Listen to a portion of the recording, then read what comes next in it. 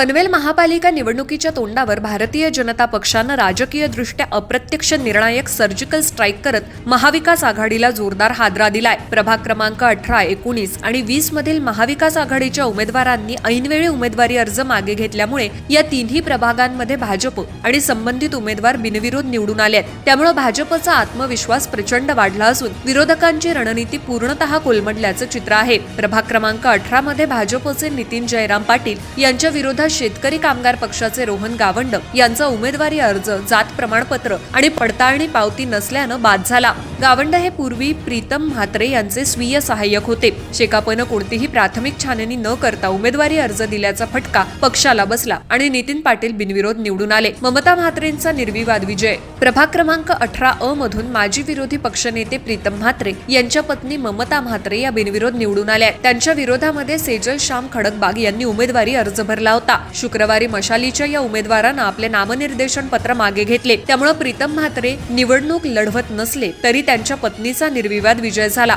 भाजप उमेदवार मागे, अपक्ष स्नेहल ढमाले बिनविरोध। प्रभाग क्रमांक 18 मध्ये सर्वसाधारण महिला जागेसाठी भाजपकडून सुवर्ण सुनील तोंडुरकर यांना उमेदवारी देण्यात आली होती। मात्र आमदार विक्रांत पाटील यांच्या भगिनी स्नेहल स्वप्नील ढमाले यांनी अपक्ष म्हणून अर्ज भरला होता। कुटुंबातील व्यक्तींना उमेदवारी देऊ नये या मुख्यमंत्र्यांच्या फतव्यामुळे त्यांना एबी फॉर्म मिळाला नाही। मात्र भाजप आणि इतर सर्व उमेदवारांनी अर्ज मागे घेतल्यामुळे स्नेहल ढमाले या बिनविरोध निवडून आल्या। परिणामी विक्रांत पाटील यांनी आपल्या होम ग्राउंडवर गुलाल उधळत शक्तीप्रदर्शन केलं। प्रभाग 19 ब मध्ये उद्धव बाळासाहेब ठाकरे शिवसेनेकडून अर्चना अनिल कुलकर्णी यांनी उमेदवारी अर्ज भरला। अनिल कुलकर्णी हे निष्ठावंत शिवसैनिक आणि माजी नगरसेवक म्हणून ओळखले जातात। मात्र ऐनवेळी उमेदवारी अर्ज मागे घेतल्यानं भाजपच्या रुचिता मुग्धा लोंढे या बिनविरोध निवडून आल्या। ही माघार शिवसेनेच्या संघटनात्मक कमकुवतपणाचं प्रतीक मानली जाते। प्रभाग 19 अ नागरिकांचा मागास प्रवर्ग महिला जागेसाठी भाजपच्या स्टँडिंग नगरसेविका दर्शना भगवान भोईर यांच्या विरोधात शेकापच्या दिव्या चांगदेव बहिरा या होत्या। मात्र त्यांनी देखील उमेदवारी अर्ज मागे घेतल्यामुळे दर्शना भोईर बिनविरोध निवडून आल्या। शेकापची ही माघार पक्षातील अंतर्गत गोंधळ दर्शवणारी ठरली। प्रभाग 20 अ मध्ये नागरिकांचा मागास प्रवर्ग जागेसाठी भाजपचे अजय बहिरा यांच्या विरोधात शेकापचे चांगदेव बहिरा आणि दिव्या बहिरा यांचे अर्ज होते। मात्र गुरुवारी वडील लेकीनं दोन्ही अर्ज मागे घेतल्यानं अजय बहिरा बिनविरोध निवडून आले।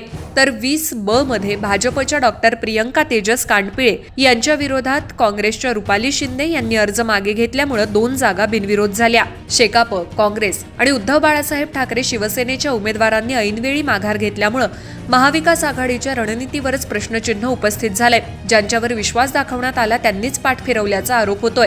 भाजपनं उमेदवारांची टोळी सक्रिय केल्याचा आरोप विरोधक करत असले तरी वास्तवात संघटनात्मक ताकद आणि नियोजनाचा विजय भाजपनं मिळवल्याचं चित्र आहे। आमदार प्रशांत ठाकूर यांनी सर्व बिनविरोध निवडून आलेल्या उमेदवारांचं अभिनंदन केलं। प्रदेशाध्यक्ष रवींद्र चव्हाण यांनी शुक्रवारी सकाळी मेळाव्यात दिलेले आणखी उमेदवार बिनविरोध निवडून येतील हे संकेत प्रत्यक्षात उतरले असून पनवेलमध्ये भाजपनं निवडणुकीआधीच मानसिक आघाडी घेतल्याचं स्पष्ट झालंय।